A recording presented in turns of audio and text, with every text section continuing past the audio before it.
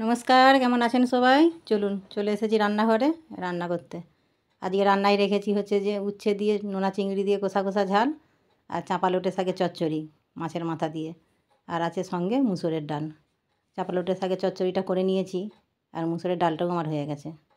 ওইদিকে ভাতটা ফুটছে, এদিকে এই যে উচ্ছে রান্নাটা চাপিয়ে দিয়েছি। উচ্ছেগুলো প্রথমে তেল দিয়ে নুন হলুদ দিয়ে ভালো করে ভাজা ভাজা করে নেব, তাহলে তিতো ভাবটা কেটে যাবে।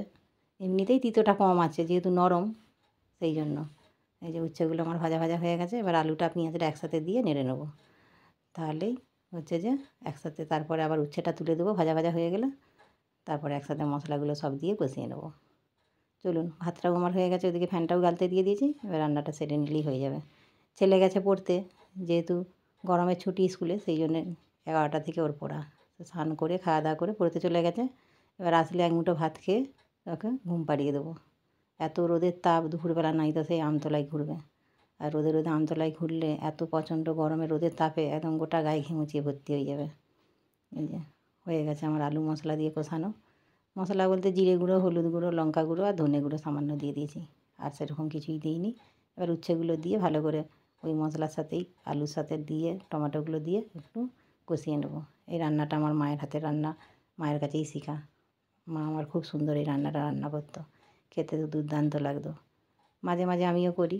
এই যে হয়ে গেছে কষানো, এবার নোনা চিংড়ি মাছগুলো দিয়ে দেবো, জলটা দিয়ে তারপরে ফুটিয়ে নেবো।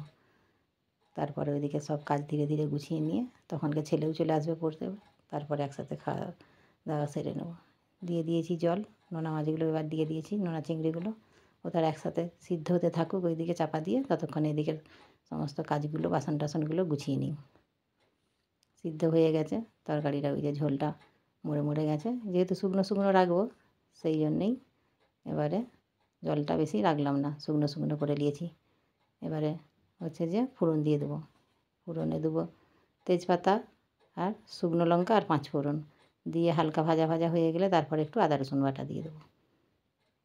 একটু আদা রসুন বাটা দিলে বেশ তরকারিতে এটা ভালো লাগে উচ্ছের সাথে। এই যে আদা রসুন বাটা দিয়ে দিয়েছি, দিয়ে এবার ভাজা ভাজা হয়ে গেলে তারপরে হচ্ছে যে তরকারিটায় ফোড়ন দিয়ে দেবো। হয়ে গেছে ভাজা ভাজা, এই যে ঢেলে দিয়েছি, এবার হয়ে গেছে। একটু সামান্য 2-1 মিনিট নাড়াচাড়া করে এবার ভাজা মশলা দিয়ে দিলেই হয়ে যাবে। ভাজা না মশলা বলতে জিরেগুলো ভেজে শুকনো খোলায় গুঁড়িয়ে রেখেছিলাম, সেই ভাজা মশলাটাই দিলাম। ভাজা মশলাটা দিলে তরকারিতে আলাদা রকম একটা টেস্ট আছে। এই যে হয়ে গেছে, মুসুরের ডাল করে রেখেছিলাম, চচ্চড়িটাও করে রেখে নিয়েছিলাম আগে থেকেই।